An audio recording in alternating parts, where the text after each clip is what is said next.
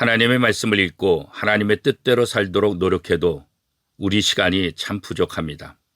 그런데 이 시간을 쓸데없는 일로 낭비한다고 한다면 얼마나 어리석은 사람이겠습니까? 에베소서 5장 17절 말씀에 그러므로 어리석은 자가 되지 말고 오직 주의 뜻이 무엇인가 이해하라 말씀하십니다.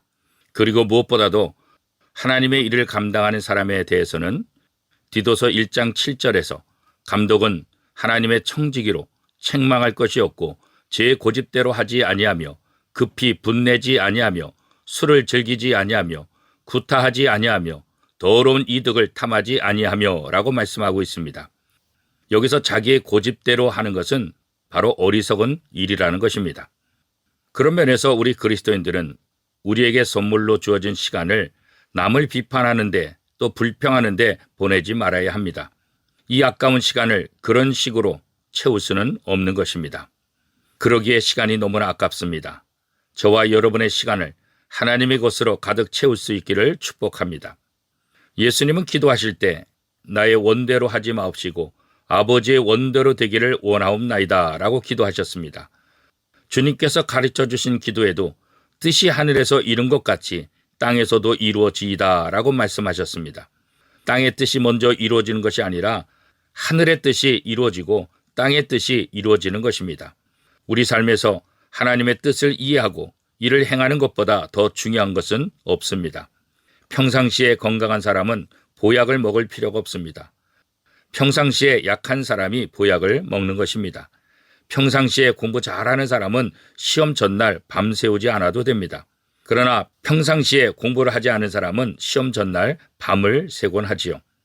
그렇지 않으면 불안하기 때문입니다. 제3자가 보면 누가 공부 더 잘하는 사람일까요? 밤새우면서 공부하는 사람이 공부 잘한다 말할 수 있을 것입니다. 그러나 그렇지 않습니다. 평상시에 잘하는 사람이 진짜 공부를 잘하는 사람인 것입니다. 신앙생활도 마찬가지입니다. 평상시에 잘하면 부흥회 없어도 됩니다. 기도원 가지 않아도 됩니다. 왜 사람들이 점을 보러 다닐까요? 불안하고 확신이 없기 때문입니다. 그리스도인들도 마찬가지입니다. 누가 능력받았다, 신의 은사가 있다, 예언의 은사가 있다 그러면 그것으로 다 몰려갑니다. 더 중요한 성경 말씀이 있는데 왜 성경은 보지 않고 성경은 믿지 않고 그리로 달려가는지 모르겠습니다. 그러면 하나님의 뜻을 우리가 어떻게 알 수 있을까요? 하나님은 자신의 백성에게 자신의 뜻을 가르쳐 주셨습니다. 그것은 바로 성경입니다. 하나님의 뜻은 하나님의 말씀 안에 계시되었습니다. 그 어떤 것도 성경에 위배되면 잘못된 것입니다. 미국의 헌법이 아무리 잘 만들어졌다 할지라도 대한민국 헌법이 우리의 기준이듯이 그리스도인들에게는 성경만이 오직 유일한 기준이 되는 것입니다. 우리가 이단을 어떻게 분별할까요? 간단합니다. 성경과 위배가 된다고 한다면 그것이 바로 이단이 되는 것입니다.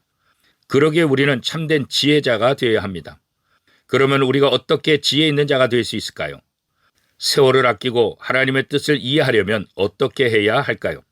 성령의 도우심이 절대적으로 필요한 것입니다.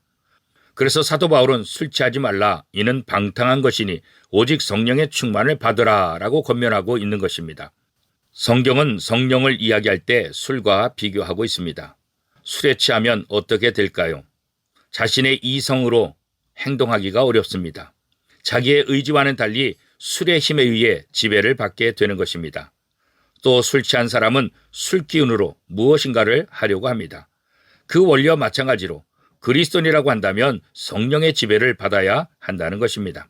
하나님은 오늘 사도 바울을 통해서 내 의지, 내 고집, 술 기운이 아니라 성령의 지배를 받아야 지혜로운 사람이 된다는 것을 분명하게 말씀하고 있습니다.